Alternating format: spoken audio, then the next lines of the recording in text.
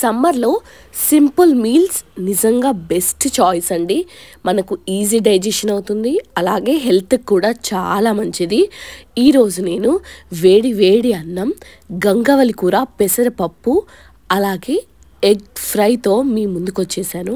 చాలా బాగుంది. పప్పు అయితే టేస్ట్ అదిరిపోయింది. అండ్ ఈ టైప్ ఎగ్ ఫ్రై నేను ఉస్మానియా యూనివర్సిటీలో పోస్ట్ గ్రాడ్యుయేషన్ చేసేటప్పుడు చేసుకున్నాను అనమాట. హాస్టల్లో ఫ్రీక్వెంట్గా చేసుకునే వాళ్ళం. చాలా బాగుంటుంది. అందులో పప్పు కాంబినేషన్లో ఇంకా అదిరిపోతుంది. వీడియో నచ్చితే ప్లీజ్ ఒక లైక్ చేయండి. And welcome back to this is by Vandana YouTube channel. నేను ఈరోజు చేసిన ఈ సింపుల్ మీల్స్లో ఫస్ట్ అయితే గంగవలి కూర పప్పు చూపిస్తున్నానండి. ఇది పెసరపప్పు వేసి చేసుకున్నాను. చాలా బాగుంది. గంగవలి కూర ఒక కట్ట నేను తీసుకొని ముందుగా ఇలా కాడలన్నీ తీసేసి చుంచి పెట్టుకున్నాను. అలాగే పెసరపప్పును కూడా ఒక హాఫ్ అన్ అవర్ ముందుగా నానబెట్టి పెట్టుకొని పెసరపప్పునంతా కుక్కర్లో వేసుకున్నానండి. ఫస్ట్ పప్పుని కుక్కర్లో ఉడికించుకున్న తర్వాత పోపు వేసుకోవడం.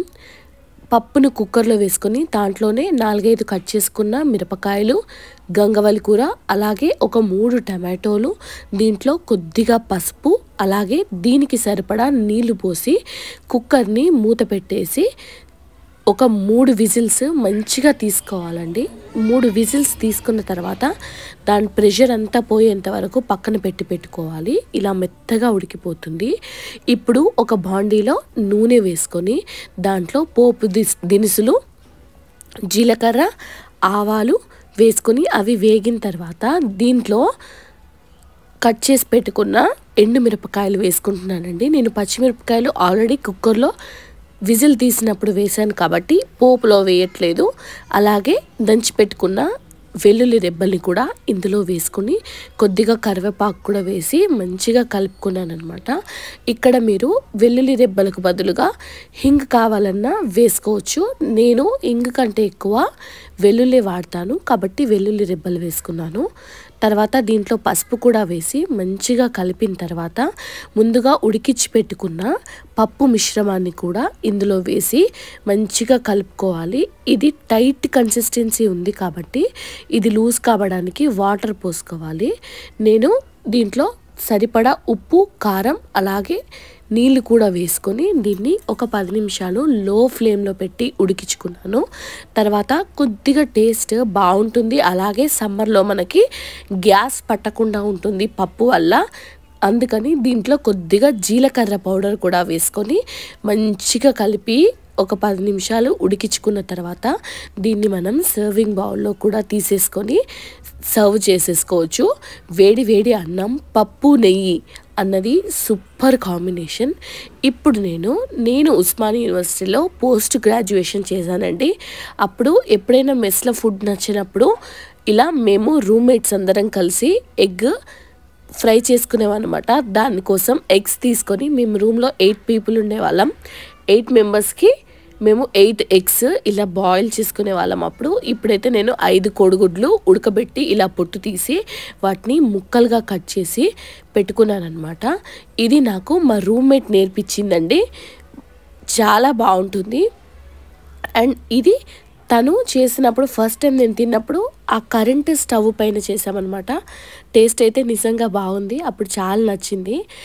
ఇప్పుడు ఫ్రై ప్యాన్ తీసుకొని దాంట్లో కొద్దిగా ఆయిల్ వేసుకొని పసుపు వేసుకోవాలి. పసుపు వేసుకొని అది వేగిన తర్వాత మనము కట్ చేసి పెట్టుకున్న ఈ కోడిగుడ్లను కూడా మంచిగా రివర్స్లో వేసుకోండి. ఫస్ట్ రివర్స్లో వేసుకుంటే ఏంటి అంటే మంచిగా నీలం దాని నుంచి బయటకు రాకుండా ఉంటుంది. ఇలా తిప్పేస్తే పసుపు ఆయిల్ అంతా కలిసిపోయిన తర్వాత ఎగ్స్ అన్నీ వేసుకొని మంచిగా ఫ్రై చేసుకోండి. 2 వైపులా మంచిగా వేగాయనుకోండి టేస్ట్ చాలా బాగుంటుంది. మనము కరెంట్ స్టవ్కి ఈ రెగ్యులర్ స్టవ్కి తేడా ఏంటి అంటే ఫ్లేమ్ దీనిపైన మనము తగ్గించుకోవచ్చు, పెంచుకోవచ్చు. కానీ కరెంట్ స్టవ్ పైన అలా తగ్గించడానికి ఉండదు. అది వేడే కొద్దీ టెంపరేచర్ ఎక్కువనే అవుతుంది కానీ తక్కువ కాదు.